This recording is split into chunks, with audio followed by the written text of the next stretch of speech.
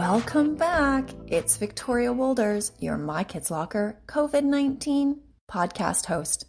Well, we're here telling another story. They're empathy tales, and these empathy tales were all told by the bedside of my own kids. And now you get an opportunity to listen to a story and do a lesson and an extension lesson. So I think you're going to enjoy this story today. This story is called The Ice Dragons. Well, we are going to start off with listening to a mindful moment. Enjoy. To part 1. Are you comfy? Are you cozy? Well, get ready to listen. Here we are, part 1. Well, today we're going to be focusing on the ice dragons. The ice dragons is a great opportunity for you to be able to think about compassion and empathy.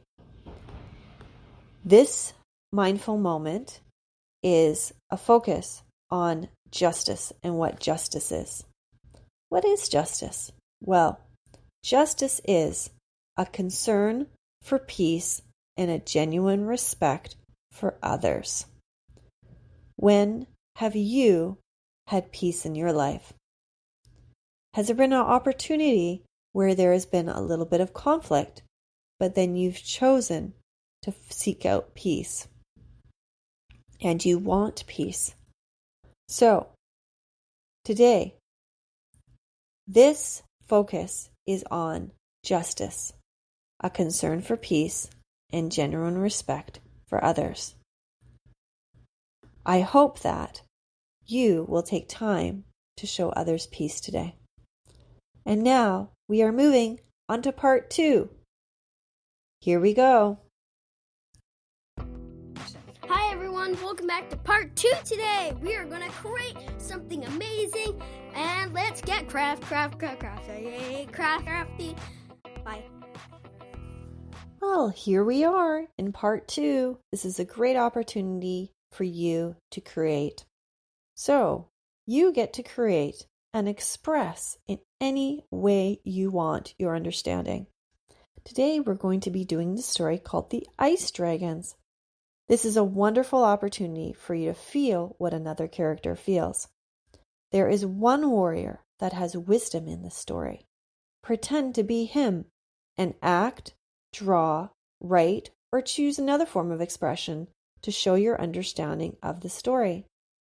This week, we're focusing on empathy. This week is a focus on the personal and social competency in the British Columbia curriculum, if you are from BC. This is also an opportunity for you to learn a little bit about personal awareness and your feelings. So, take some time today to be able to express your understanding of what a character feels. We are now going to be moving very shortly onto our story. But before we do that, let me tell you a little bit about the background. There are 3 ice dragons and 3 warriors. Only one warrior has wisdom and empathy to overcome the ice dragons. Learn how he wins over the ice dragons in this episode about friendship and perspective taking. So, for that one warrior, take that warrior, and I want you to take some time to explore him as a character and be able to pretend to be him, act, maybe draw him, and choose to maybe show your understanding of what the story is about and how important his character is. Well, we've had a wonderful week learning about empathy, and I hope that you enjoy the story. Once upon a time, a long time ago, in the Oak and Eagle Kingdom, in the land of the Northern Eagle, there were very high mountains. These mountains were the majestic mountains. There lived in the mountains ice dragons. The ice dragons were beautiful creatures. They had heads of silver. They had scales that looked like armor in the sun. Their eyes were crystal blue. They had long necks and their bodies were large. Their silver plates looked as if they had breastplates all over them.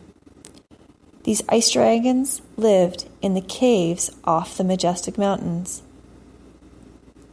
And it was frigid cold, often covered in a layer of snow and ice. These ice dragons stayed away from many people. The eldest was named Ice, the second was Mighty, and the third was Crevasse. There was a curse put on these 3 ice dragons by a wizard. The curse was that they would never sleep. They were saddened by this curse, and all 3 of them were very angry. They lived a very lonely life because they lived high up on the majestic mountains, and often people would avoid them because of their anger. They would forage for food and often eat random plants or animals. Their favorite food was the northern eagles that would soar and sometimes land. They had magical powers. Among the villagers, there were stories of these magical dragons having something very special. They had dragon diamond daggers.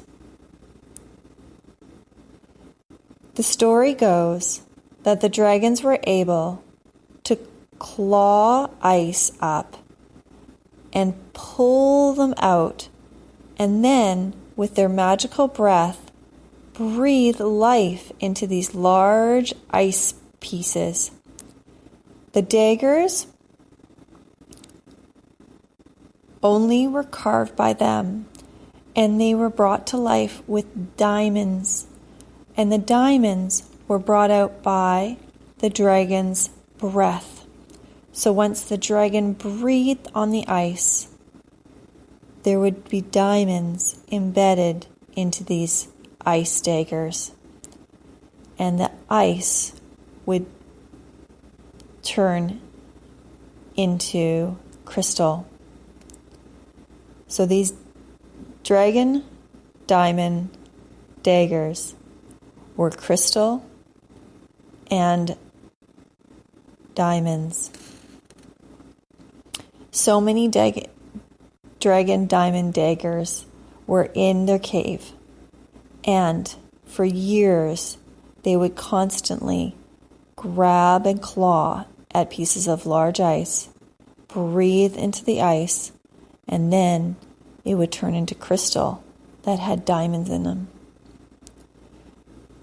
So stories started to form in the land of the Northern Eagle, saying that the ice dragons had diamonds. The village below knew that these magical dragon diamond daggers would give anyone great wealth. There was a village at the very bottom of the majestic mountains, in a valley. This was the Valley of Ice Village. The Valley of Ice Village decided to venture out and send their strongest men up to the top of the mountains to meet the 3 dragons. Before they did that, they called out to everyone in the village, "Who would like to go up to the mountain and gather the dragon diamond daggers? Our village is poor.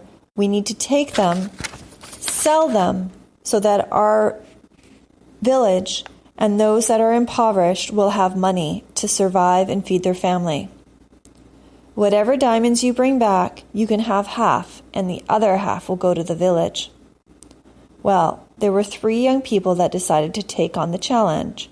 The first was a man that was about 20 years old, and his name was James. He was a very kind and gentle man. He had great leadership skills. He was good at solving riddles, and he was strong. He knew how to use his mind wisely. He also knew how to handle a sword. The second person was a man named Jared. Although he was strong, he had been hurt by many people. He was very angry, and he grew up in a home where his mother and father argued much. He became a very angry man. Although he was strong and had a lot of muscles, He just did not have the empathy, the patience, and the kindness to be able to deal with different people. So many people in the village had difficulty with Jared. And the third was a woman named Sydney, and Sydney was a very strong woman. She was the oldest of 3 children, and she had many skills and talents in archery. She was very talented in her strength, and she could do flips and turns, know how to handle a sword. She knew how to maneuver her body around different objects. She knew that she thought that she would be the best person to get the dragon diamond daggers. So James, Jared, and Sydney packed their bags. They decided to work as a team to go up the mountain and meet the 3 ice dragons. They started to go up the mountain. Jared started to say, "I am the strongest of all you 3. I know these mountains." Sydney said, "Well, you know what? For me, I think I'm the best person because I can do flips and I can move. Who can move swiftly like me?" James didn't say anything because he was a very humble man. He was filled with patience and grace. He was very kind and empathetic. He also knew he was strong, and he didn't need to say anything. They got to the top of the mountain. Just as they were getting into the top of the snow, they saw beautiful meadows of flowers because it was springtime. They started to pick up the flowers. James said, "Well, if we just can get these flowers to be given to the dragons, perhaps they will put them to sleep." Sydney said, "What do you mean, James?" "Well, these special blue flowers that I'm holding in my hand are sleeping flowers. They can be used to help us in our journey. Make sure to pick as many as you can, because we may be able to use these in the future." Jared just laughed. "Flowers? We don't need flowers. That's just such a crazy idea." And Sydney looked at him and said, "I would rather do flips than pick up flowers." And so both of them walked on by. As for James, he picked up as many blue flowers as he could because he thought he might be able to use them. They kept walking, and they eventually heard the roars of the ice dragons. They came up to these gigantic caves, and they saw the dragon Ice sitting outside the front of the cave. Sydney looked at the 2 men and said, "I can do this." She came up because she thought she would be able to be the one to beat the ice dragon first. She said, "Ice, I know who you are. We want the diamonds." "Daggers." "We want the diamonds and the daggers." "The diamonds in the daggers." Frost said, "Why are you here? This is our home, this is our treasures, and this is something that is very important to us." Sorry, let's repeat that again. Ice said, "Why are you here? This is our home, these are our treasures, and this is something that is very important to us. These diamond daggers are part of who we are." Sydney said, "Well, the Valley of Ice Village needs your dragon diamond daggers to sell and to live a prosperous life in the Oak and Eagle Kingdom. There are many people who are poor, and they need to have those daggers."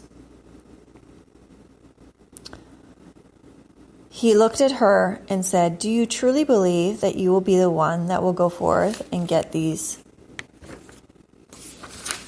daggers? Are you going to steal them from us?" She looked at Ice and said, "Yeah." The dragon said, "If you answer this riddle, I will give you my portion of the daggers.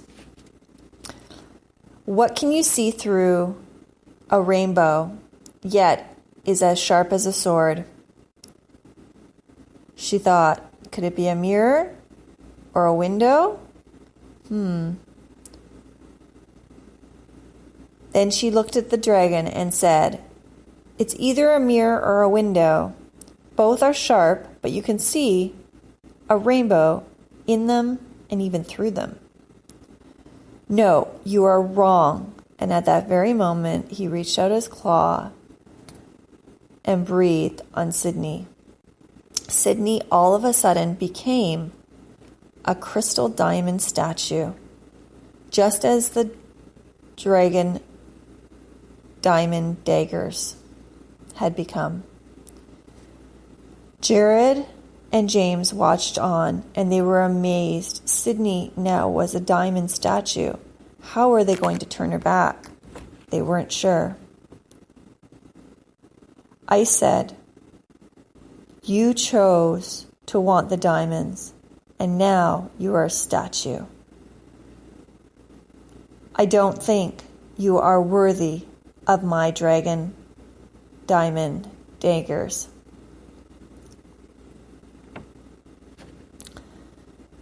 Just at that point, Jared came out. He said, "You don't scare me. You've never scared me. I've heard stories, and I will be your demise." At that time, Ice and Mighty came out of the cave. The dragons both laughed. "What are you talking about?" Jared in his arrogance said, "Well, I know that I am so powerful, and I believe that I can get your diamond daggers." "Well," said Mighty the dragon, "then why don't you answer the riddle? What can you look through and see a rainbow, but it's as sharp as a sword?" And at that moment, Jared said, "Well, it must be water. Because when you look through water, you can see a rainbow sometimes, but water can be the sharpest sword because it can cut through rock." At that moment, Mighty said, "You are wrong."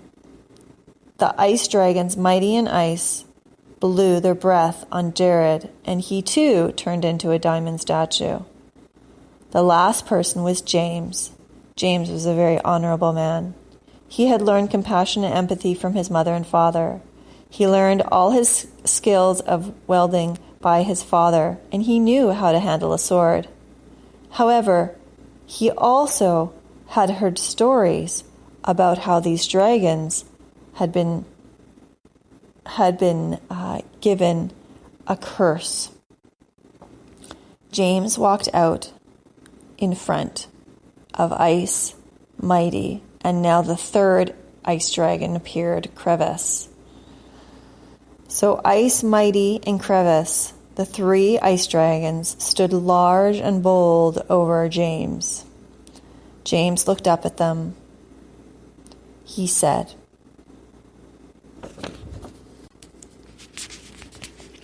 "I come to give you a gift.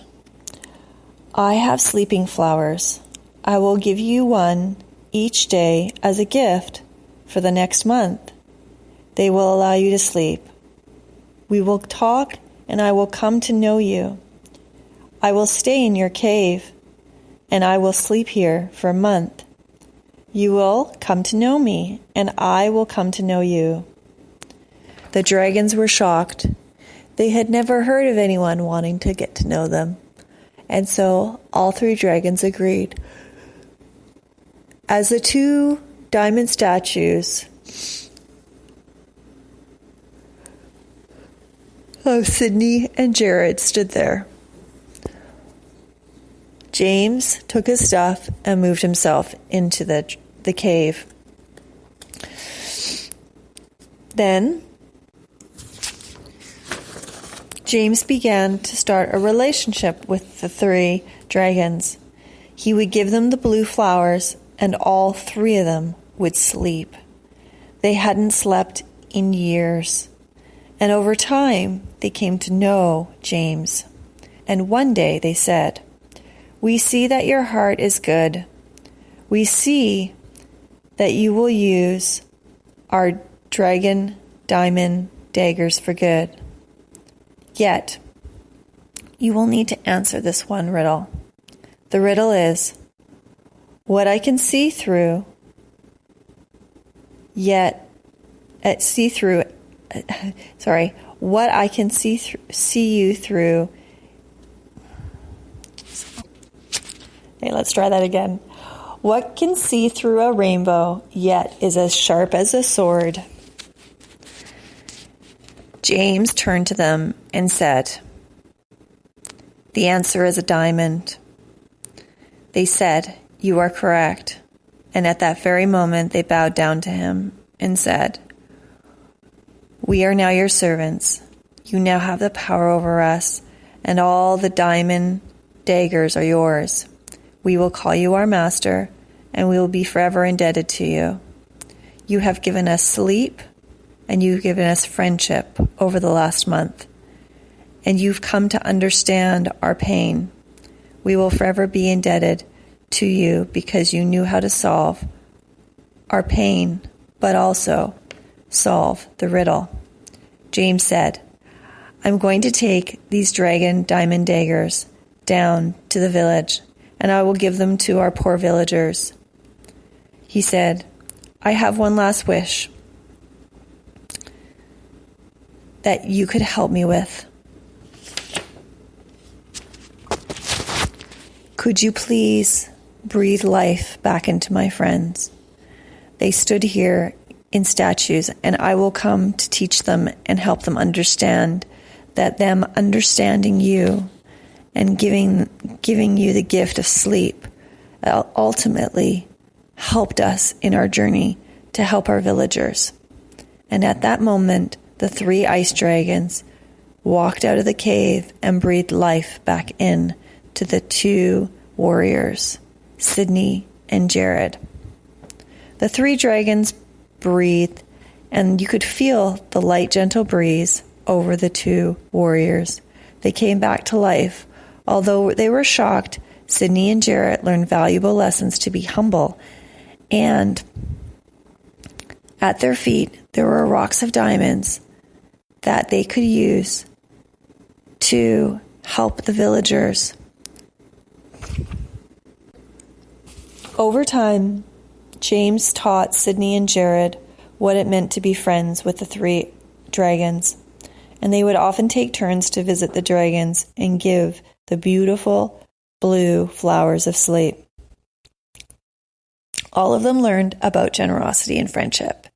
As for the Valley of Ice village, they became wealthy, and they were able to sell the dragon diamond daggers and provide for the poor in their family. In the end, everyone learned what it meant to learn about backstories and about the story behind the pain. And thanks to James and his patience and his wisdom, he was able to lead that. The end. Hi, everyone. It's time to innovate. Part 3. Woo. Well, here we are in part 3, the last part. This is an opportunity for you to extend your understanding. Okay, so the story today was called The Ice Dragons. And today you get to think about dragons for your extension piece. Dragons are mythical creatures that have been around in stories for a very long time. They are found throughout many different cultures around the world. What is your favorite story with a dragon in it? Sleeping Beauty? Or maybe another story? Take some time to draw, design, and reflect on your favorite dragon. Draw a picture of it, and then create a short story of you being the main character that meets the dragon. Take some time to reflect about what this dragon looks like. Maybe it has shiny scales. Maybe it's big. Maybe it's small. You get to decide, and then you get to write a story about you being a main character meeting a dragon. Well, I hope that you've enjoyed this extension piece, and if you want to put a pause, feel free to do that before we conclude our episode. Well, we are now going to conclude our episode. I hope that you enjoyed learning about empathy this week. I hope that you learned about the ice dragons and the golden crow, the mirrored mask, and the calico cave. And I hope that I'll see you soon at another My Kids Locker COVID-19 Ed podcast episode. Well, until next time, remember to listen, create, and innovate. I'll see you later.